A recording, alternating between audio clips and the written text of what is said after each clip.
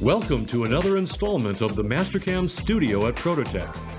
This exclusive video series features the exceptional functionality found only within Mastercam, the #1 most widely used cam software in the world.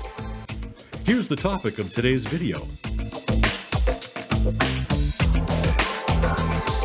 I've been getting a lot of questions, and the questions are, can we disassemble assembly models inside of Mastercam?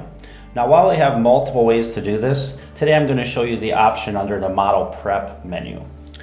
So under the Model Prep menu, we have an option called Disassemble. I'm just going to simply left click on Disassemble. Now on my screen right off the bat, I have an assembly model that has a bunch of parts on the inside that I have to machine. So instead of manually going in there and separating these pieces out, I'm going to use this option. I'm going to go ahead and I'm going to window my whole part. And right off the bat here, we're going to see a dialog box on the left with a bunch of options in it right now. I have my placement at automatic, and with automatic placement, you've seen on my screen here that it went in the X positive direction and it separated these parts out. The reason that I'm seeing that here is because of the automatic placement options here have a few different direction options as far as X positive, Y positive, X negative, or Y negative. The spacing, that'll be the spacing in between the parts. Right now it's set at 1 inch. And our start point is 0, 0, 0, which would be our origin in this case right now.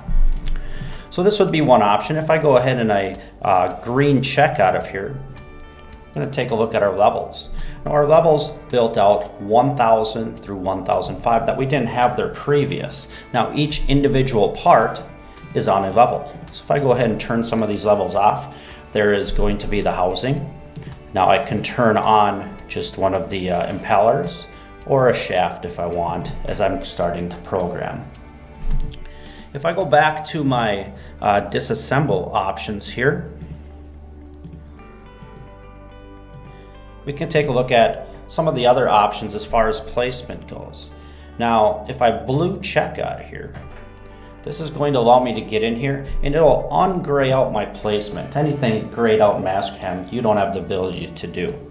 So all the other options we have here is at origin on levels. So what that'll do is that'll place each part on a level, but it'll be centered on the origin that I currently have set.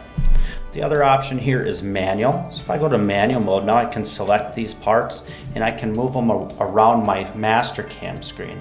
Now what this is going to allow me to do is streamline my workflow by possibly putting them parts in a location that I want to actually machine them in without coming back in a secondary op to do that later on. Another option here that I kind of skipped over a little bit with automatic placement was the move to levels, and we've seen that it builds levels 1000 through 1005. This is where you can control that right here. Move wireframe, that would be an option if you had wireframe. The wireframe would go with it. And then create view sheets for each level. This is just a really nice option to allow you to build view sheets at the bottom of your screen to easily turn on and off each individual part when you're programming it.